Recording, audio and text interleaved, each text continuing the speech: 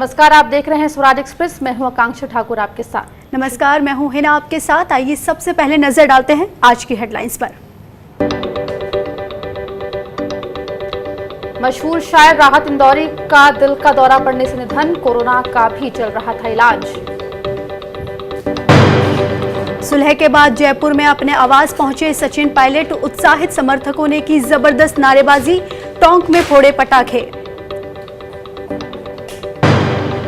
बिहार में Bhim army chief Chandrashekhar ने की 243 विधानसभा सीटों पर चुनाव लड़ने की घोषणा, राज्य में तय समय पर होगा विधानसभा चुनाव, आयोग ने सभी आशंकाओं पर लगाया विराम। सुशांत सिंह मामले की जांच पर सुप्रीम कोर्ट का फैसला सुरक्षित, सभी पक्षों को अपनी दलीलों पर संक्षिप्त नोट जमा करवाने का निर्देश। और रूस ने दुनिया की पहली कोरोना वायरस वैक्सीन को दी मंजूरी, राष्ट्रपति पुतिन ने किया ऐलान, पहला टीका राष्ट्रपति पुतिन की बेटी को लगा।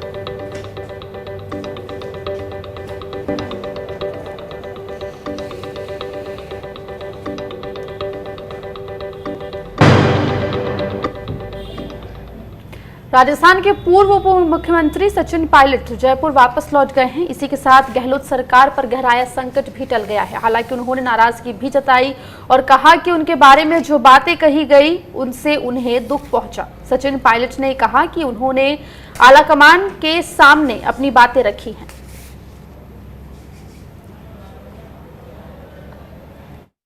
आज से 30 दिन पहले जो स्टैंड हम लोगों ने लिया था, हम सभी विधायक साथियों ने एक भी शब्द, एक भी वाक्य, एक भी कदम या एक भी ऐसा एक्शन कभी ना पार्टी नेतृत्व के खिलाफ लिया, ना कांग्रेस पार्टी के खिलाफ लिया। और इतिहास गवाह है, तमाम लोगों ने बहुत सी अटकलें लगाई, बहुत सी अफवाहें फैलाई, लेकिन हम सब ने पहले दिन से बात स्पष्ट कर दी थी। तो आज अपने स्टैंड पर जहां हम 30 दिन पहले थे, आज वहां खड़े हैं। इस दौरान बहुत सी बातें कही गई, कुछ ऐसी बातें बोली गई व्यक्तिगत रूप से मेरे बारे में जिनको मैं उचित नहीं मानता था। जिन शब्दों का प्रयोग हुआ, जिस शब्दावली का इस्तेमाल किया गया, उसे सुनकर मुझे दुख भी हुआ, आश्चर्य भी हुआ और पीड़ा भी हुई। देशद्रोह का जो एक चार्ज लगा है वो किसी भी हाल में न्यायोचित नहीं था। और उस आपत्ति को लेकर और जो घटनाक्रम पिछले साल सवा साल रहा, उसको लेकर हम दिल्ली में जाकर तमाम साथी हम सब जाकर अपनी बात रखना चाह रहे थे। हम दिल्ली गए, उसके बाद लगातार जो बदलता हुआ घटनाक्रम हुआ उसमें बर्खास्तगी है, निलंबन है, पुलिस के केस हैं, FIRs हैं, SOG है, ACP है, विधानसभा का नोटिस है, कोर्ट कचहरी है। लगातार बहुत सी चीज़ें ऐसी हुई जो मुझे लगा सकारात्मक नहीं था। और हम लोगों ने पहले दिन दिल्ली में जाकर ये बोला था कि हम अपनी समस्याएं, अपने इश्यूज कांग्रेस पार्टी के अंदर रखना चाहते हैं।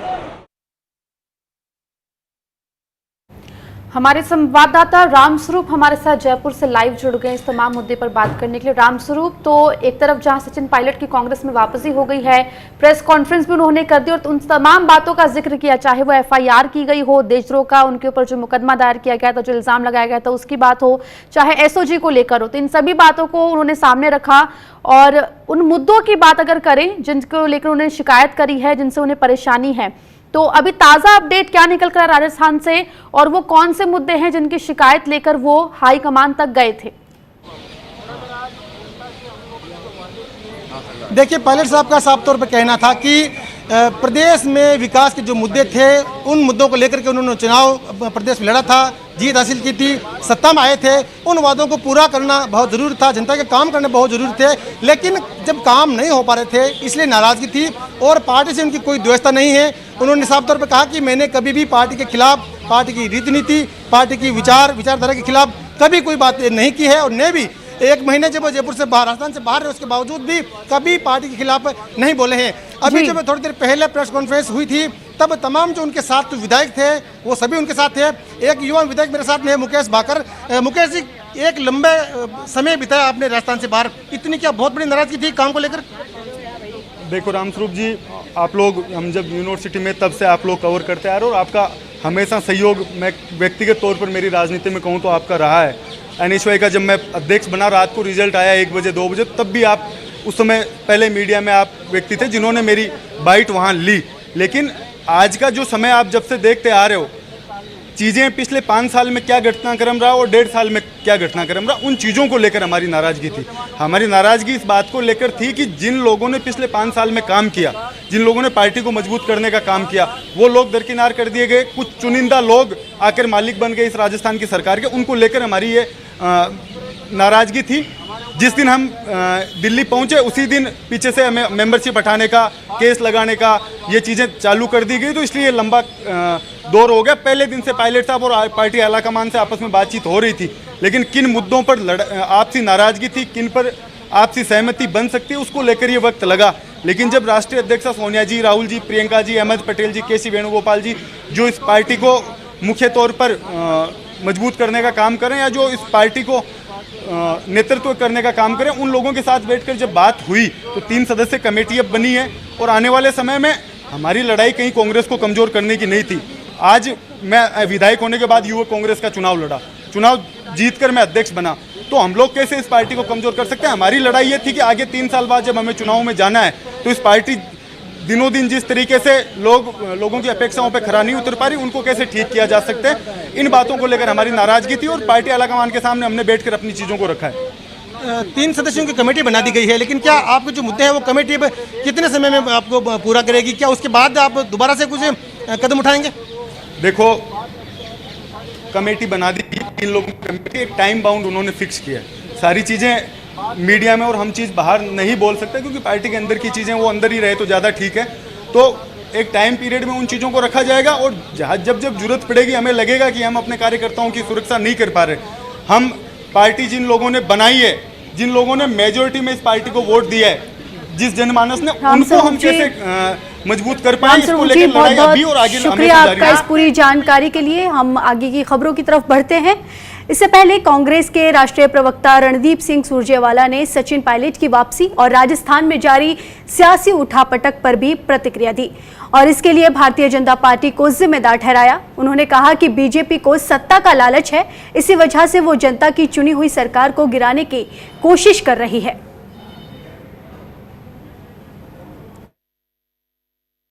अंत भला सो भला। हमारे अगर अंदर थोड़ी बहुत खटपट थी या आपस में कोई वैचारिक मतभेद था तो श्री राहुल गांधी जी के नेतृत्व में उनकी दूरदृष्टि के चलते, उनको सबको साथ लेकर चलने के स्वभाव के चलते हमने हमारा मतभेद और मनभेद दोनों खत्म कर लिए और हम एकजुट हैं। पर देखिए, सवाल एक बड़ा सीधा है। यहां जनमत की चोरी कौन करना चाहता था? प्रजातंत्र का हनन कर चीर हरण करने का षड्यंत्र कौन कर रहा था? जनमत की चोरी अगर कोई कर रहा था तो वो भारतीय जनता पार्टी की लाट टपक रही थी। उधर भीम आर्मी बिहार के सभी 243 सीटों पर चुनाव लड़ेगी।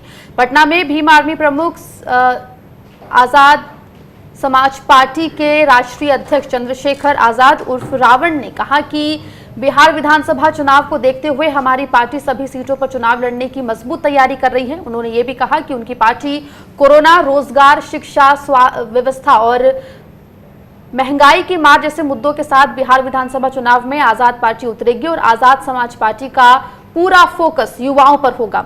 इस अवसर पर उन्होंने प्रदेश अध्यक्ष के रूप में जौहर आजाद और प्रदेश प्रभारी के रूप में सैयद मसीहुद्दीन को निर्वाचित घोषित किया। पूरे देश में अपनी यूनिट खड़ी कर रही है और बिहार के इलेक्शन में भी हम लोग पार्टिसिपेट करेंगे। उम्मीद है कि आजाद समाज पार्टी के नेतृत्व में एक अच्छी सरकार यहाँ बनेगी और ये जो समस्या है इनको जड़ से खत्म किया जाएगा। हमारे संवाददाता नवेंदु सिन्हा पटना से जुड़ गए अधिक जानकारी लेकर। नवेंदु, तो सभी 243 सीटों पर चंद्रशेखर की पार्टी आजाद समाज पार्टी चुनाव लड़ने की तैयारी कर रही है, क्या कुछ जानकारी इसको लेकर अब आ रही है?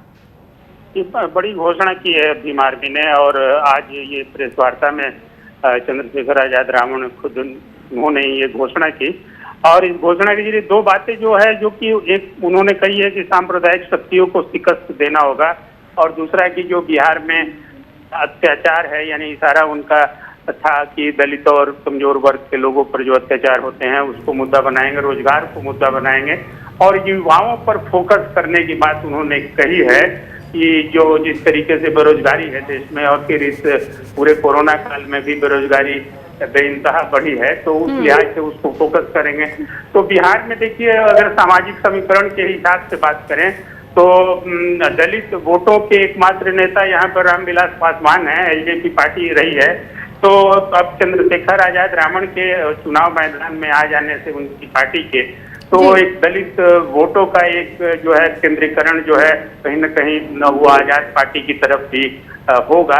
तो ये एक एनडीए को एक नुकसान ये उठाना पड़ सकता है, भीम आर्मी की जो सहयोगी पार्टी है आजाद समाज पार्टी, तो उसके आने से एक ये चुनाव में कहीं न कहीं असर देखने को मिल सकता है। दूसरी बात की सारी सीटों पर उन्होंने कहा है कि चुनाव समितियां बनाएंगे प्रखंड स्तर पर, जिला स्तर पर, इसको लेकर के दौरा भी करने की उन्होंने बात कही है। तो संगठन चुनाव की घोषणा तो तय है कि नवंबर में चुनाव होना है, लेकिन वक्त कम है। तो नवीन, तो यहाँ पे तैयारी पूरी आजाद समाज पार्टी की या फिर भीम आर्मी की नजर आ रही है? दलित चेहरा है, युवा चेहरा है, और कहीं ना कहीं टक्कर कड़ी यहाँ पर दे सकते हैं बिहार के चुनाव में। बहुत बहुत शुक्रिया तमाम जानकारी के लिए। यहाँ पर वक्त एक छोटे से ब्रेक का है, फौरन लौट रहे हैं।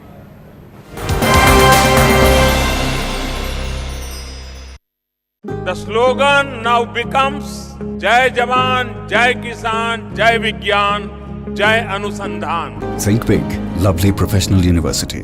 क्या खत्म हो जाएगी एमएसपी? किसान तो कर्जे में जा रहा है, किसान को कुछ भी नहीं बच रहा है। क्या कभी हो पाएगी किसानों की आय दोगुनी? क्यों किसानों से बड़े हैं कॉर्पोरेट के मुद्दे? क्या कभी मिल पाएगी हमारे किसानों को भी पश्चिमी देशों के किसानों जैसी सब्सिडी? क्यों भारत में बढ़ रहे हैं अमेरिका और चीन के कृषि उत्पाद? क्यों किसान के लिए महंगा है कर्ज और कॉर्पोरेट के लिए सस्ता? क्यों कोई नहीं सुनता आवाज किसानों की? जुड़िए मेरे साथ हिंद किसान की बात स्वराज एक्सप्रेस पर। चलो इतिहास के कुछ पन्ने पलटते हैं, चलो उस दौर में कुछ दूर चलते हैं। हो बात ग्वालियर की या हो कहानी मुमताज की, बेगम नवाब की झलकियां या हो बात काले ताज की, हर तरफ पसरा यहाँ इतिहास है। यूं ही नहीं कहते सभी, मध्य प्रदेश तो कुछ खास है। वक्त के निशान।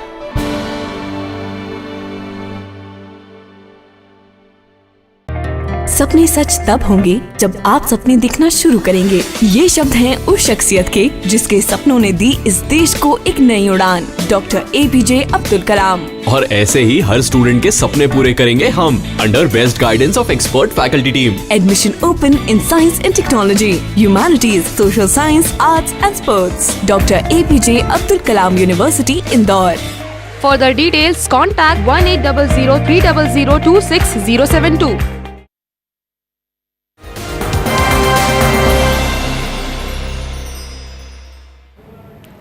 ब्रेक के बाद आपका स्वागत है, आप देख रहे हैं स्वराज एक्सप्रेस। बढ़ते हैं आगे की खबरों की तरफ। मशहूर शायर राहत इंदौरी का दिल का दौरा पड़ने से निधन हो गया है। वो कोरोना वायरस से भी संक्रमित थे, जिसका उपचार के लिए उन्हें मध्य प्रदेश के इंदौर में 10 अगस्त की देर रात अरविंदो अस्पताल में भर्ती कराया गया था। राहत इंदौरी के बेटे सतलज ने इस बात की जानकारी दी थी।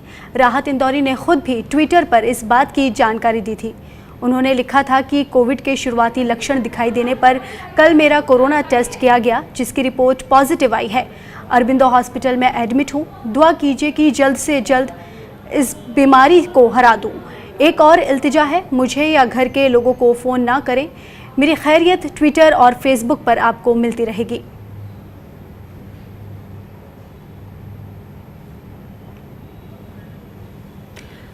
तो आपको बता दें, आज मशहूर शायर राहत इंदौरी का दिल का दौरा पड़ने से निधन हो गया। वे कोरोना वायरस से भी संक्रमित थे। हमारे साथ पंकज श्रीवास्तव जी जुड़ गए हैं इस बात करने के लिए। पंकज जी, आज का जो दौर है, नफरतों का दौर जो चल रहा है, उस दौर में एक बेबाक बेखौफ आवाज का चले जाना कितना बड़ा नुकसान? जी वाकई बहुत बड़ा नुकसान है, क्योंकि राहत जैसे शायर आमतौर पर जल्द मिलते नहीं हैं। उर्दू शायरी की जो परंपरा रही है उसमें कहा जाए कि गजल की एक खास तरकीब रहती है, जिसमें एक नरमी और मुलायमियत रही है।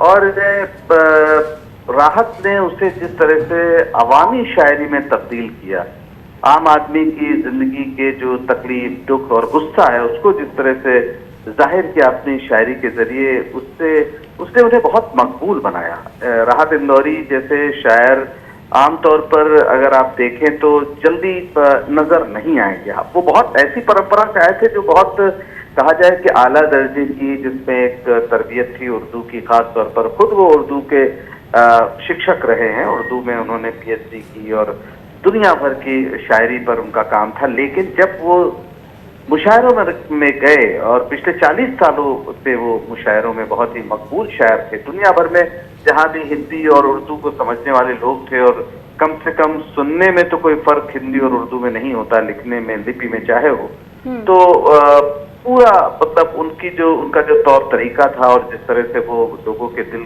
की को आवाज देते थे, वो अपने आप में एक बेहद लगता था कि आप कोई बड़ी परफॉर्मेंस देख रहे हैं। जिस अंदाज में वो लफ्जों को हवा में उछाल कर पकड़ते थे, और जब पकड़ते थे और छोड़ते थे आपकी ओर, तो लगता था कि जैसे कोई तीर आपके दिल में सीधे धंस जाता है। अब सोचिए, आप एक आदमी यहाँ से शुरू करता है, जब वो कितनी एक जिसको हम कहते हैं गजल, मूलतः महबूबा से बात को कहते हैं। गजल हिरन की आंखों को एक तरह से गजल कहा जाता है, महबूब से बातचीत को गजल कहा जाता है। बहुत ही नरमी, और वो चीज है राहत के यहाँ।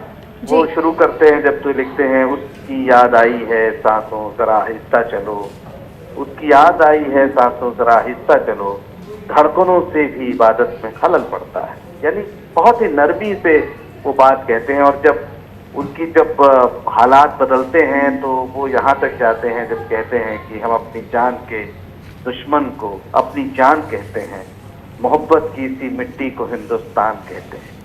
और उनके बहुत से शायर जो आजकल बहुत ज्यादा पॉपुलर हैं। दिलचस्प बात है कि ये सारे लिखे गए हैं 20-25 साल पहले, इमरजेंसी के दौरान भी वो इसी बेबाकी से लिख रहे थे, और आज लगता है जैसे आज के हालात पर वो लिख रहे हैं। उनका एक बहुत ज्यादा जो मशहूर शेर है, जो गजल है, जिसमें वो कहते हैं कि जो आज साहिबे मसनद हैं कल नहीं होंगे, जो आज साहिबे मसनद हैं कल नहीं होंगे, किराएदार हैं जाती मकान थोड़ी है, सभी का खून है शामिल यहाँ की मिट्टी में, किसी के बाप का हिंदुस्तान थोड़ी है। ये जो बेबाकी थी और जो हौसला था, और लगता था सुनने वालों के, चाहे आप जितनी तकलीफ से गुजर रहे हो, जब आप राहत को सुनते थे तो आपके अंदर एक आत्मविश्वास आ जाता था। राहत की सबसे बड़ी खूबी है कि वो आम आदमी की जबान को आम आदमी शायरी बनाकर उन्होंने पेश की, उसी लहजे में पेश की जो आम आदमी न सिर्फ समझ रहा था, और उसमें वो बड़ी गहरी बातें करते हैं। ऐसा नहीं कि बहुत वो हल्की बात कह रहे थे, हमेशा वो एक मतलब कुछ गहरी बात करते हुए आते हैं और हमको अपने साथ बहा ले जाते हैं अपनी शायरी में। आसान से शब्दों में शायरी को पेश करना, और एक बहुत बड़ा शून्य उनके जाने के बाद कहीं ना कहीं शायरी की दुनिया में और उन लोगों के बीच छोड़ गए हैं जो लोग शेर व शायरी को या कविताओं को पसंद करते हैं। बहुत बहुत शुक्रिया पंकज जी हमसे जुड़ने के लिए और बात करने के लिए। राहत इंदौरी बहुत प्रासंगिक लेखन करते थे। उनका एक शेर लिखा था, मैं मर जाऊं तो मेरी एक अलग पहचान लिख देना, लहू से मेरी पेशानी पे हिंदुस्तान लिख देना। मैं जब मर जाऊं तो मेरी अलग पहचान लिख देना, मैं जब मर जाऊं तो मेरी अलग पहचान लिख देना, लहू से मेरी पेशानी पे हिंदुस्तान लिख देना। यहाँ पर वक्त एक छोटे से ब्रेक का है, आप देखते रहिए स्वराज एक्सप्रेस।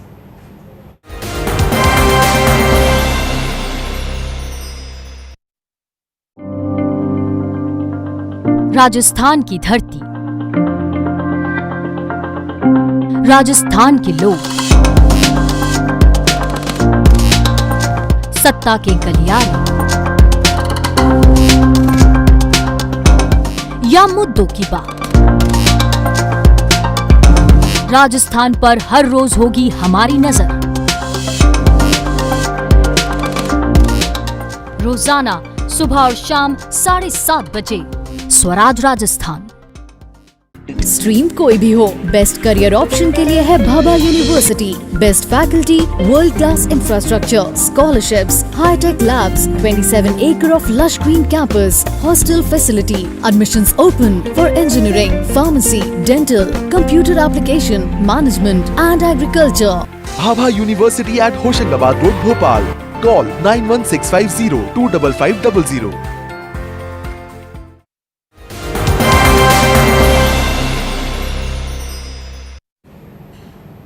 स्वागत है आपका ब्रेक के बाद। आप देख रहे हैं स्वराज एक्सप्रेस। सुशांत सिंह केस की जांच पर सुप्रीम कोर्ट ने फैसला सुरक्षित रख लिया है। कोर्ट ने सभी पक्षों को अपनी दलीलों पर गुरुवार तक संक्षिप्त नोट जमा करवाने को कहा। सुनवाई के अंत में रिया के वकील श्याम दीवान ने कहा कि हमारी मांग के मुताबिक केस मुंबई ट्रांसफर हो। इस मामले में जैसे दूसरे राज्य में एफआईआर दर्ज हुई और उसे सीबीआई को ट्रांसफर किया गया, इसकी अनुमति ना दी जाए। बिहार सरकार के वकील ने मनिंदर सिंह ने बिहार के सीएम का नाम मामले में खींचे जाने का कड़ा विरोध किया है। वहीं केंद्र की तरफ से तुषार मेहता ने कहा कि केंद्रीय एजेंसी से जांच के लिए उपयुक्त मामला है।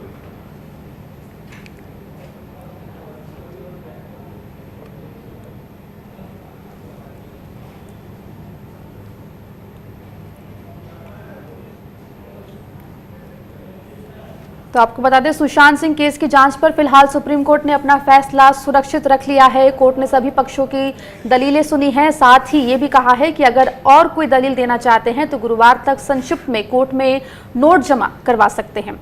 साथ ही अंत में रिया के वकील श्याम दीवान ने कहा कि उनकी मांग के मुताबिक इस केस को मुंबई ट्रांसफर किया जाए, साथ ही जो एफआईआर बिहार में दर्ज की गई है उसको भी क्वैश किया जाए। ये तमाम मांगों को लेकर आज सुनवाई हुई थी सुप्रीम कोर्ट में, जिसके बाद सुप्रीम कोर्ट ने अपना फैसला सुरक्षित रख लिया है।